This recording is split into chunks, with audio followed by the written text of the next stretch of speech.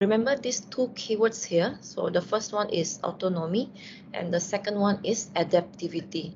So AI should be able to perform without constant guidance, and they should be able to learn from experience.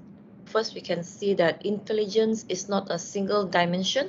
For example, you can't compare like today's temperature to yesterday's temperature. You can say today weather is better than yesterday. So in the context of AI, different AI systems cannot be compared to other systems. For example, we can't say that it's a chess playing algorithm is more intelligent than a spam filter. So spam filter also an AI here.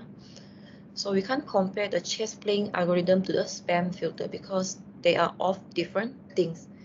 Or is the music recommendation system is more intelligent than a self-driving car. So AI is narrow. So being able to solve one problem, it tells us nothing about the ability to solve another problems. So for example, let's back to this robot over here.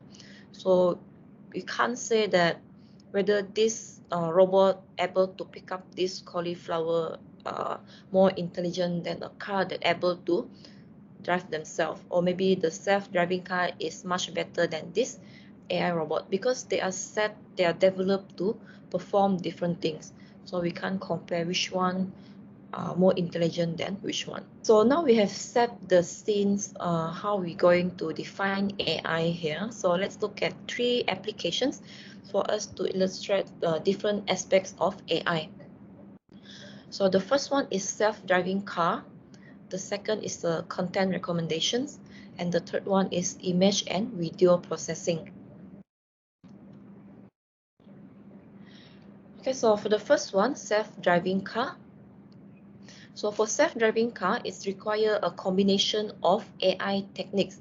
So there are many fields that there are many tasks combined in order for us to develop the self-driving car here. So first is the search and planning to find the most convenient route from A to B. So we need a search algorithm. Second, we need computer visions, camera for them to have the input image and identify what's the obstacles, or to identify the road not to drive off shoulder. And you also need a decision making under uncertainty. So each of these different combination here, they need to work almost flawlessly. They need to be precise in order to avoid accidents. So this is the self-driving car. So there are many things involved, but these are the 3 major tasks involved in order for us to have a self-driving car. So what are the implications here? So road safety could be improved because the reliability of the system should surpass human level. Because with a self-driving car here, we also can connect it to the intelligent transportation system. So when the self-driving car, they can detect there's a jam 5 kilometers ahead, they can slow down in order to ease the congestions. So with that, we can also improve like road safety, less traffic accidents, and we also can improve traffic congestions. And efficiency of logistic chains can be improved, and human can be moved into a supervisory roles. So we no longer have to keep an eye on the machines that take care, because we have machines that are going to take care of the driving. So humans no longer need to like lock down in the logistic, like where the car have been moved. So all this become computerized. So that's the self-driving car. So we have another second application. So some of you have mentioned just now, content recommendation. So this one also part of the AI. It's a very big part in AI.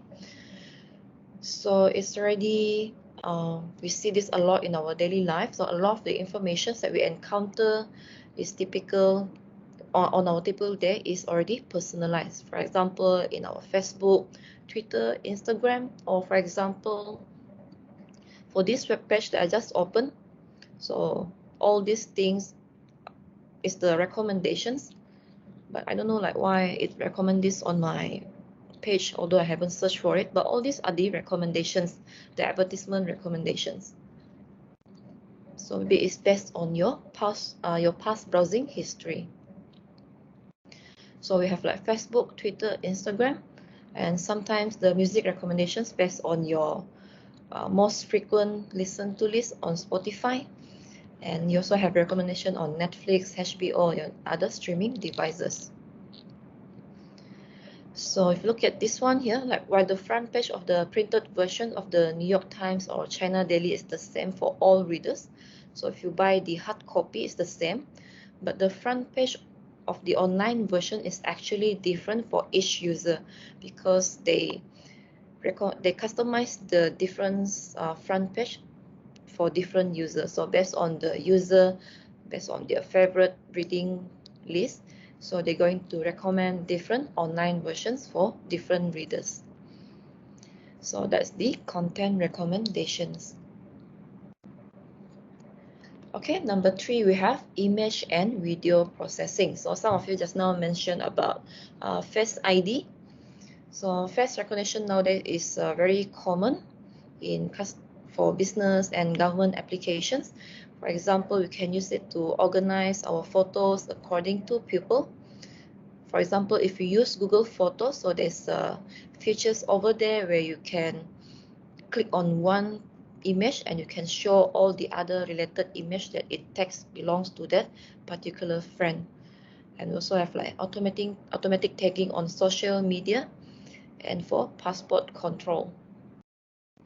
Okay, so similar techniques also used in recognizing other car and obstacles. This one is in the self-driving or autonomous car. And you also can use it to estimate wildlife populations. So these are the 3 applications that we can see every day under the AI umbrellas. Okay, so let's look at this Turing test here. So what is this Turing test?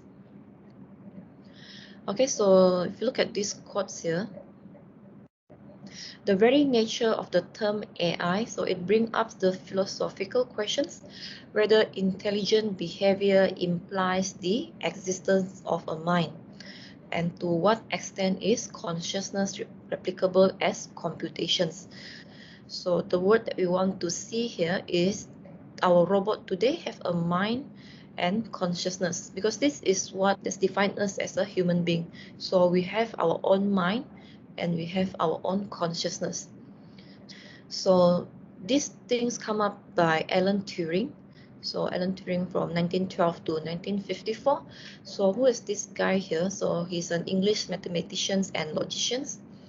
So Turing here, he is fascinated by intelligence and thinking and the possibility of simulating them by machines. So in this test here, a human interrogator interacts with 2 players, A and B, by exchanging written message in a chat.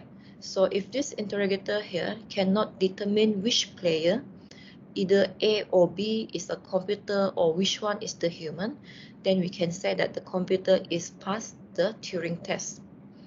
So the argument here is that if a computer is distinguishable from a human in a general natural language conversation, if that computer able to pass, then we can say that that computer have reached a human level intelligence. So if you search for this Turing test here, there are many papers come up. It's still a very active research field. So even until today, people still try to study about Turing test. So you can imagine based on this image over here. So this is the computer. So this is the human interrogator, the human questioner, and this is the human respondent. So this person here, the guy in the middle, he's going to have chats between this computer and these humans, but he doesn't know which one is the computer, which one is the human. So by the end of the questions, by the end of the session, so this guy need to tell which one is the computer and which one is the human based on their response, based on the chat that they having. So if the computer can pass based on the things they answer and how they perform in responding and response to different comments, that kind of things. So this is what we call as the Turing test.